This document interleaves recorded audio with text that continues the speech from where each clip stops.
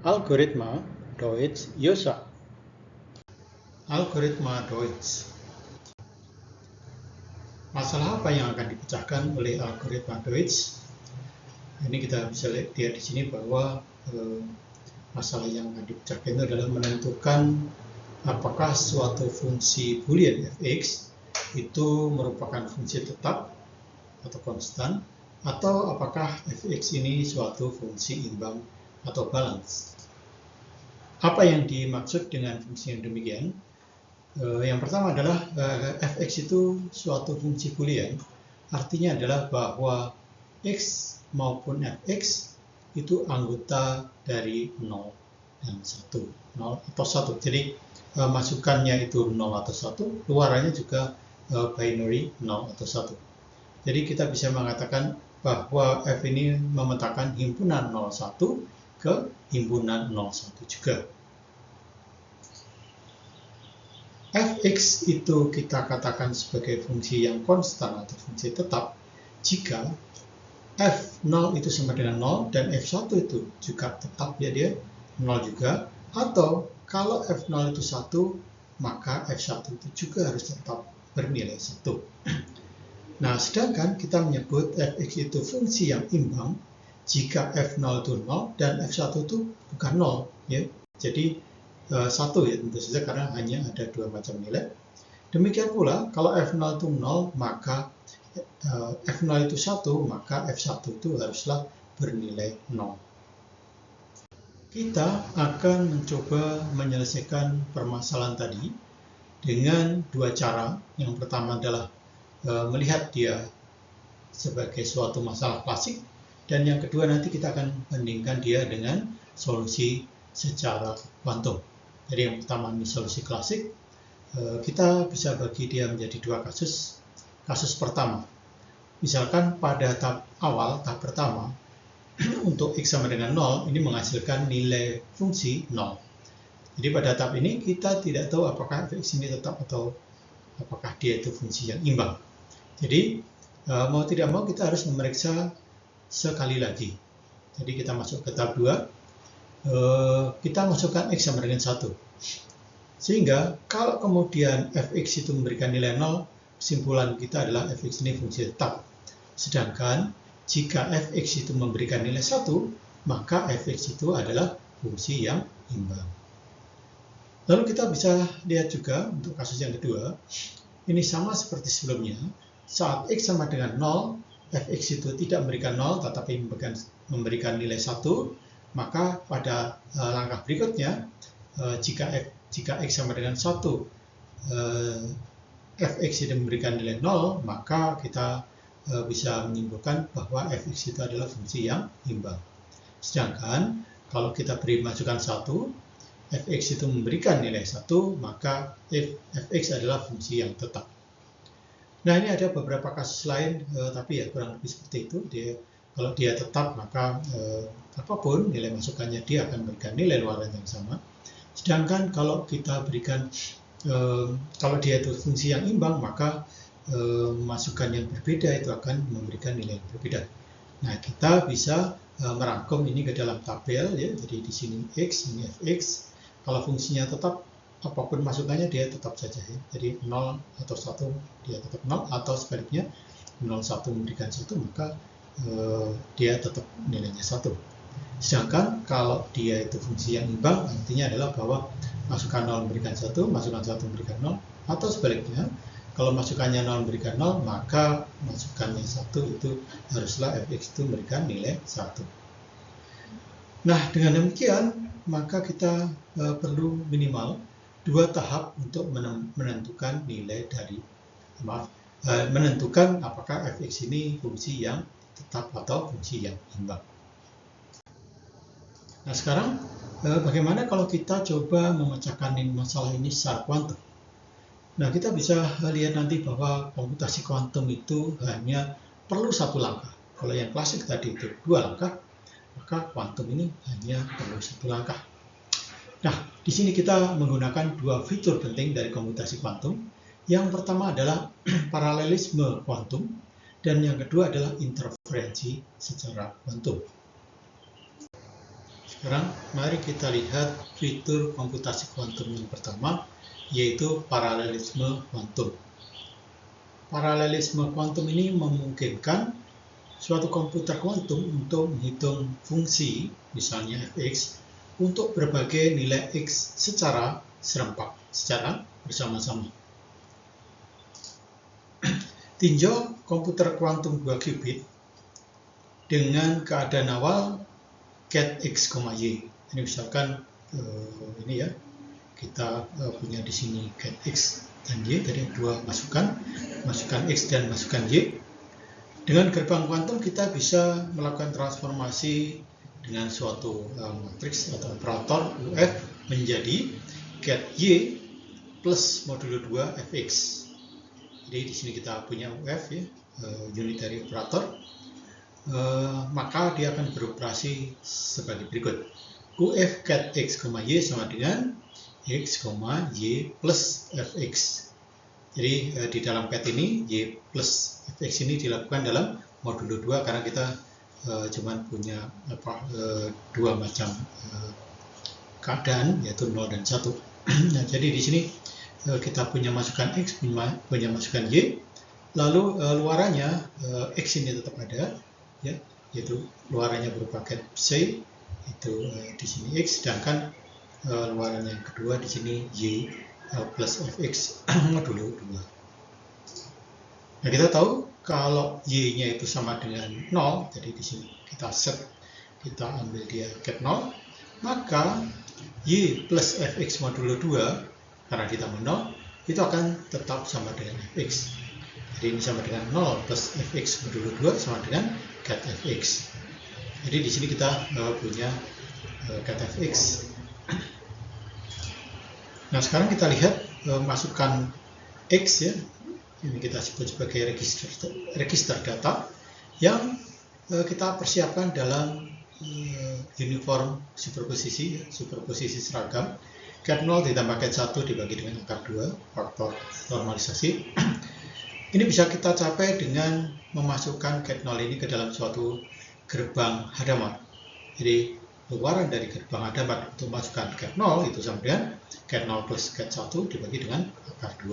Jadi kita di sini ambil dia ket 0 plus ket 1 per akar 2. Maka yang x ini akan tetap ya, yang x-nya tetap, sedangkan y dia akan berubah menjadi y plus fx modulo 2, maka UF yang beroperasi pada 2 qubit ini akan menjadi seperakar 2 UF, kemudian 0 ya, 0. Jadi di sini 0 ditambah dengan UF yang beroperasi pada 1 0, jadi 0 0 1 0. Lalu kita bisa jabarkan dia ya.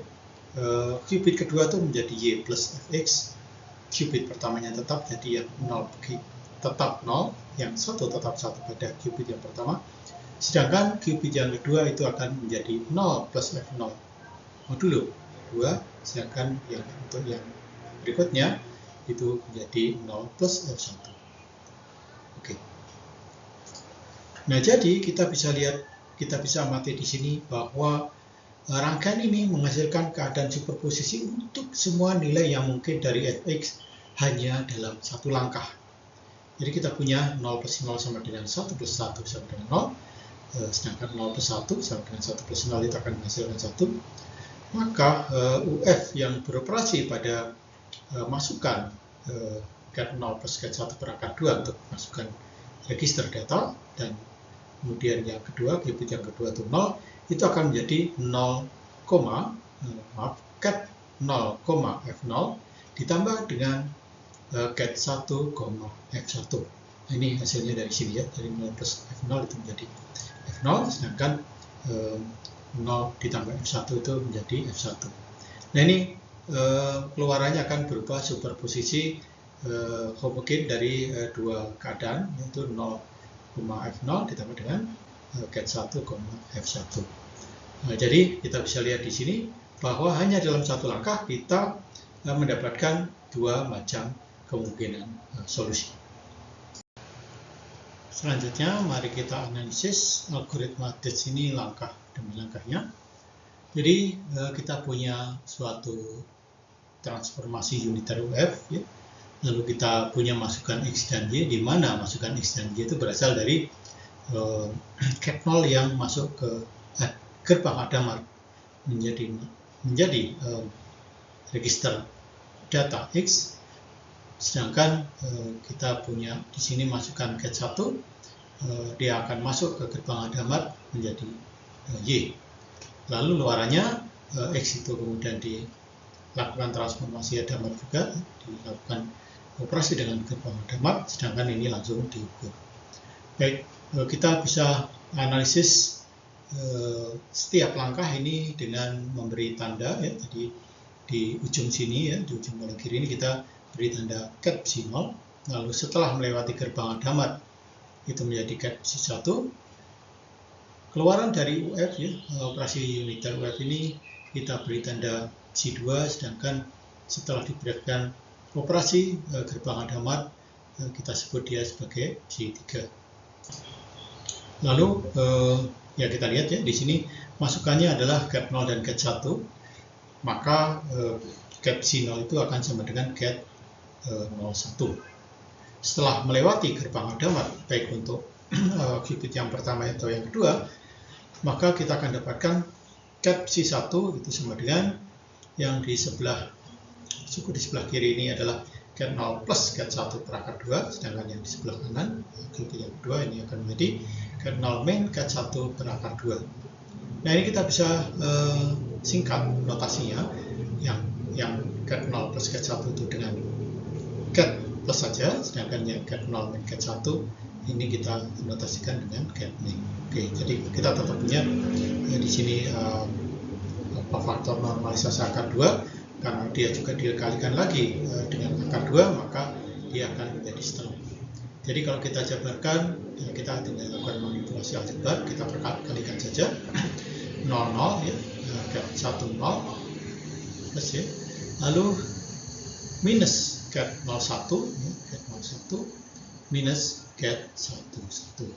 Jadi ini adalah keluaran yang di titik cat psi 1. Nah, selanjutnya kita akan analisis hasilnya di titik ini, ya, di titik keluaran gerbang ini.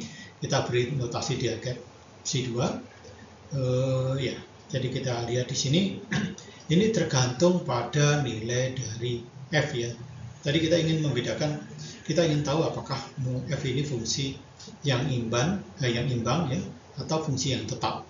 Maka ini akan tergantung pada f. Jadi kita bisa ringkas saja bahwa ini suatu variabel cat x, ini qubit yang pertama, lalu qubit yang keduanya ini kita salin di sini, ya, cat 0 min cat 1 dibagi akar 2, lalu ditransformasi dengan transformasi uniter UF, dan hasilnya adalah min 1 pangkat fx cat x. Kemudian di qubit yang kedua kita punya cat 0 min cat 1 dibagi dengan akar 2.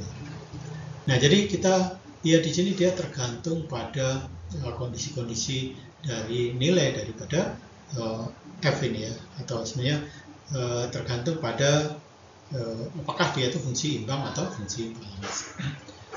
Nah, kalau kemudian f0 itu sama dengan f1, maka yang di sini akan berubah menjadi plus minus cat 0 plus cat 1 kali cat 0 min cat 1 dibagi faktor normalisasi.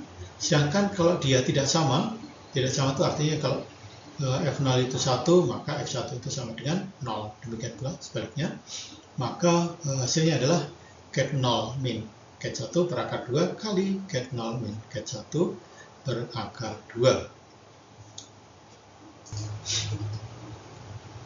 Berikutnya di titik yang cat psi 3 ini, maka ya, kita lihat yang qubit pertama itu ada gerbang Hadamard di sini, jadi akan terjadi perubahan, sedangkan yang kedua, ya, qubit kedua ini tetap. Jadi qubit kedua ini tidak berubah. Nah, qubit pertama itu nilainya bergantung pada masukan, ya. Jadi kalau misalnya cat 0 plus cat 1, dia akan menjadi plus minus cat 0, Demikian pula cat 0 min cat 1 dia akan berubah menjadi plus minus cat 1. Nah, di kasus yang pertama ini kalau F0 sama dengan F1 artinya ini fungsi yang tetap, sedangkan kalau dia imbang maka haruslah F0 itu tidak sama dengan F1.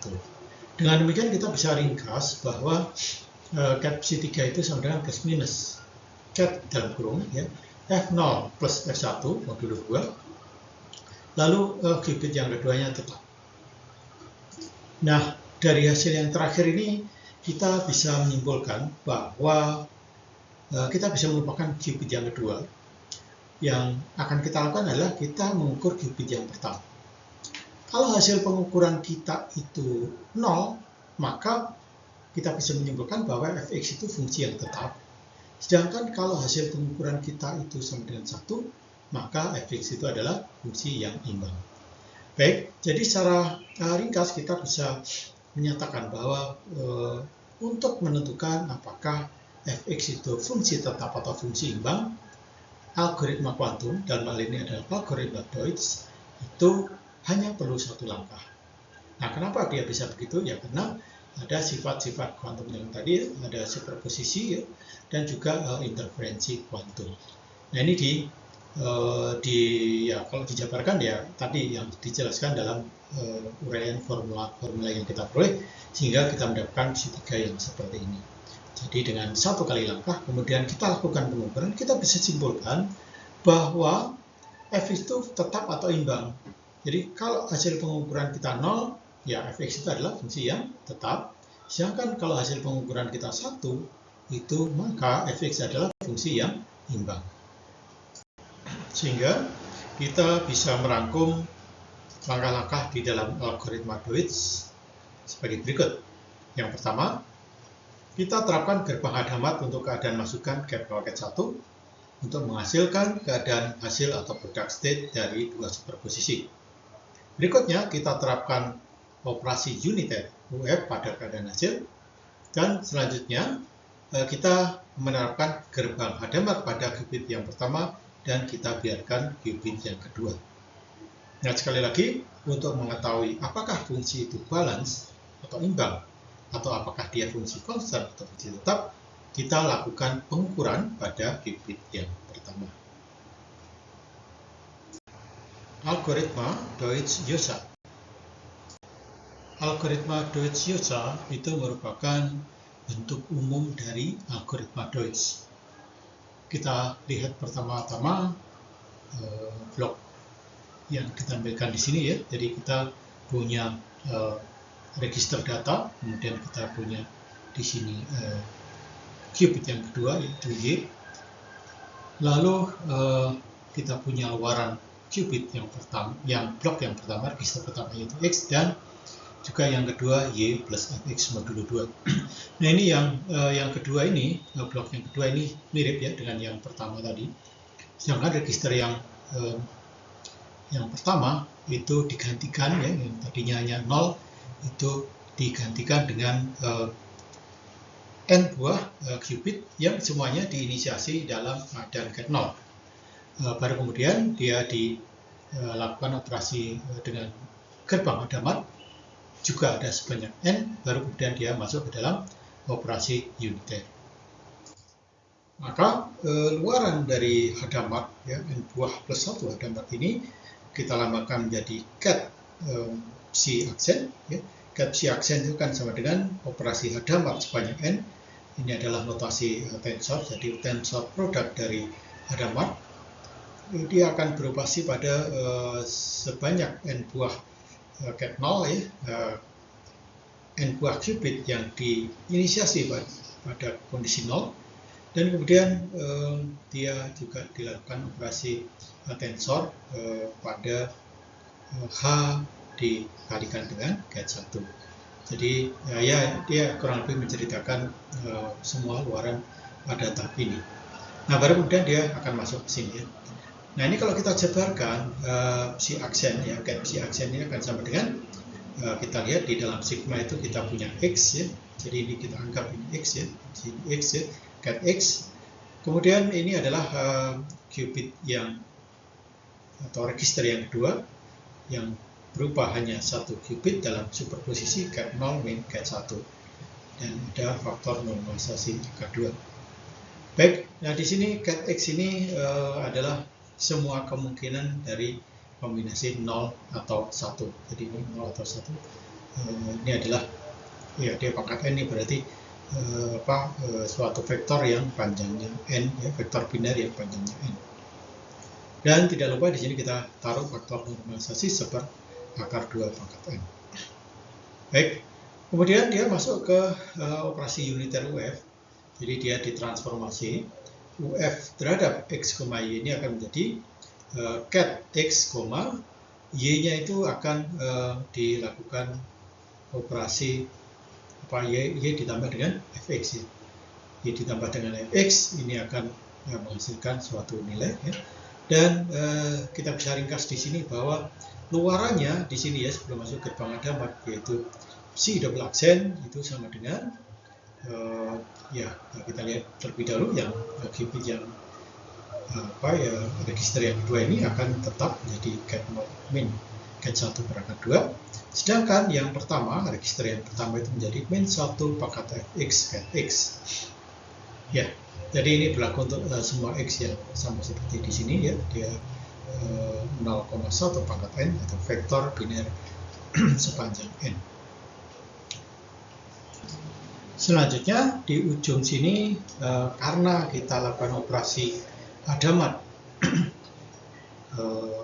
sebanyak n, ya, H tensor produk n kali, maka hasilnya, ya, kalau kita operasikan terhadap X, dia akan menjadi sigma min 1 X dot Y get Y, dimana Y-nya itu semua kemungkinan dari masukan.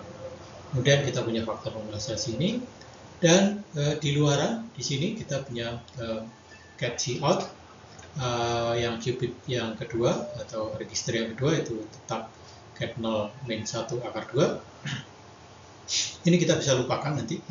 Sedangkan qubit yang pertama ini yang perlu kita amati atau yang akan kita ukur untuk menentukan apakah ini fungsi imbang atau fungsi tetap. Nah, di sini kita lihat nilainya adalah min 1 pangkat X dot Y plus Fx get Y. Nah, ini yang akan kita ukur dan kemudian kita simpulkan setelah kita amati hasilnya. Kemudian kita melakukan pengukuran pada register yang pertama. Jika pengukuran pada n buah qubit gap C out ini menghasilkan 0 semuanya, maka kita menyimpulkan bahwa Fx itu adalah fungsi tetap. Sedangkan jika salah satu dari qubit ini ternyata ada yang bernilai 1, maka Fx ini adalah fungsi yang imbang. Demikian kuliah kali ini, sekian dan terima kasih.